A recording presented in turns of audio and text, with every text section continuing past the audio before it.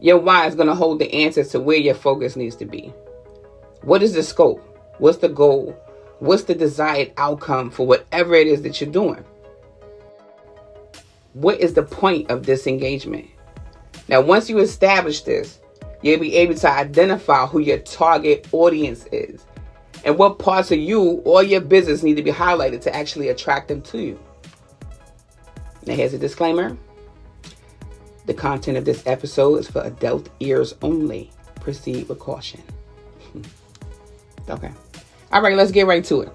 So now when it comes to building partnerships, if I can identify that I know it's not what I'm looking for, then I have to let go. I have to move on. I have to keep going. And it's nothing personal. It's energy. It's an energy thing. We're not in the same frequency.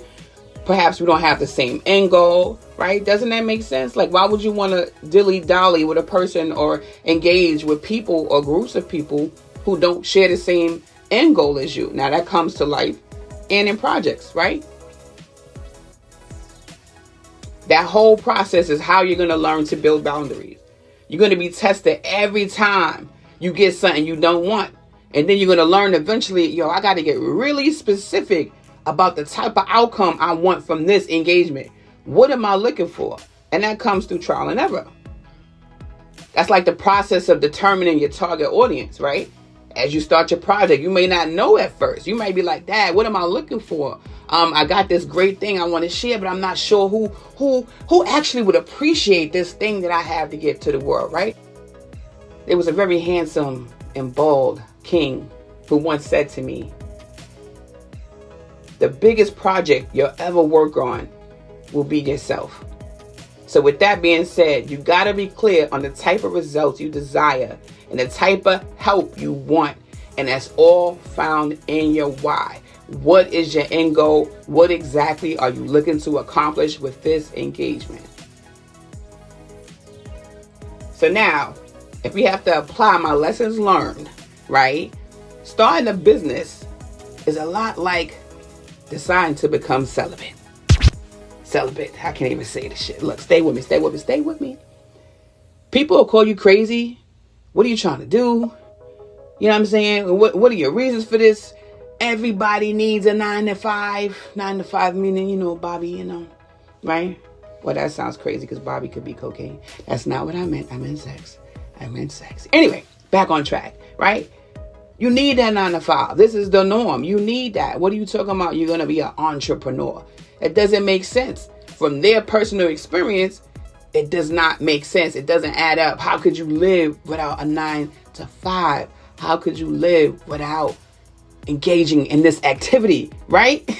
On a daily basis, or however often you need to work, right? To feel like you're getting paid. Whatever that looks like for you. People will not understand in the beginning why you made this choice. What does celibacy mean? Why would you abstain from the norm to do your own thing, right? The same comparison to entrepreneurship. People don't like when you decide to do the other thing. So, with that being said, the type of energy you get from that, the type of feedback you get from that will not always be positive. But does that impact your journey? If someone says to you, you're crazy for trying to start that business, it makes no sense, I don't get it, does that mean you don't do the business? If God says to you, I need you to abstain from doing this activity because it's some work that we need to do before we keep going, are you gonna not listen because other people don't understand why you're doing what you're doing? I hope not. This lifestyle is not for the weak, and it takes levels of discipline. Levels that the average person may not have. The same when you become an entrepreneur, what they tell you, this ain't for everybody. So those are all lessons learned within the journey of these engagements. What are you looking for? Identifying that, being specific and learning to be specific, because over time, those are lessons that come. You don't just jump out the gate being like, yeah, I want this. It's through those L's. It's through the lessons that you're like, nah, not that. I got to build the boundary. That could never happen again, right?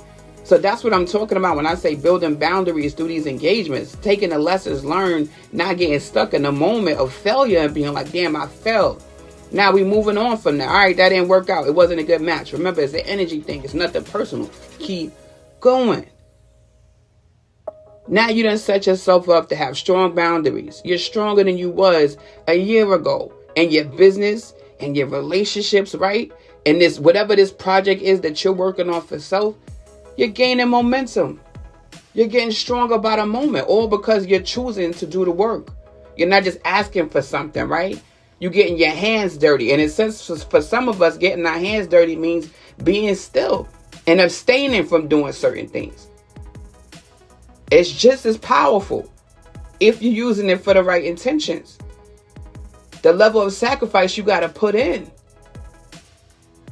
The risks that come along with it.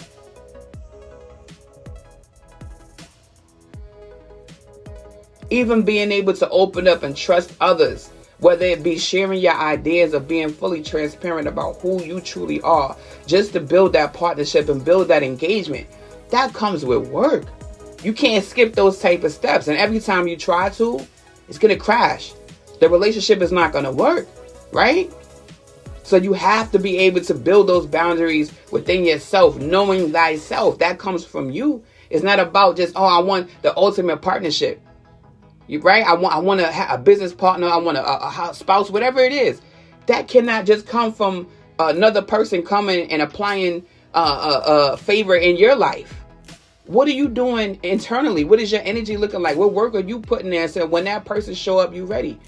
And if somebody show up and it shows you you're not ready, you still making mistakes, you still in the same cycles when it comes to how you operate your business in every way, shape, or form, then you know what work needs to be done. That's when accountability comes in. I'm not ready yet. I thought I was ready to launch, right? Or I have to operate better than what I'm operating right now. Not that I'm not ready to launch. Perhaps you've already launched your business. Perhaps you're already dating. You're actively out there, however you want to take this information, right? Perhaps you're already active. But when you notice that something needs to be corrected, when you notice those cycles that need to be changed, go back to your why.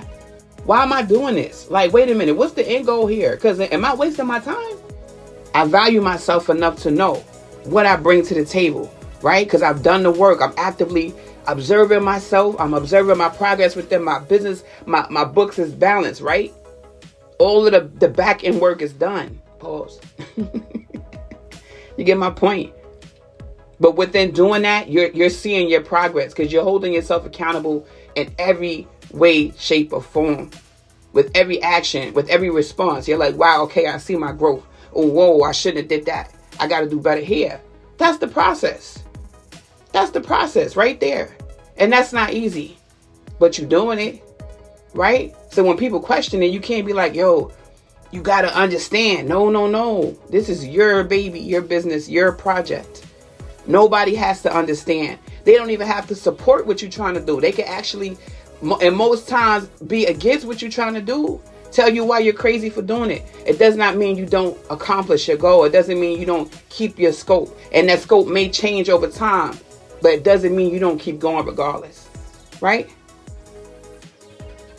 As you acknowledge your momentum, every project will grow. Every relationship, every engagement will grow. As you acknowledge it, see it, put value to it, because it's critical that you acknowledge yourself within the process of it. You're your worst critic, but you're also your biggest cheerleader. See you for what you need to do. See you for what you are actively doing, right? And live accordingly. That's how you see your value. Everybody can't come. Pause. But literally, right? No. The boundary has to be set. Do you serve the purpose? Are we on the same mission? Is your scope similar to mine? Can we collaborate? Oh no, I see you on some other. Okay, that's not going to work. It's nothing personal. It's energy. I got to keep going. That's it. That's all. Keep going.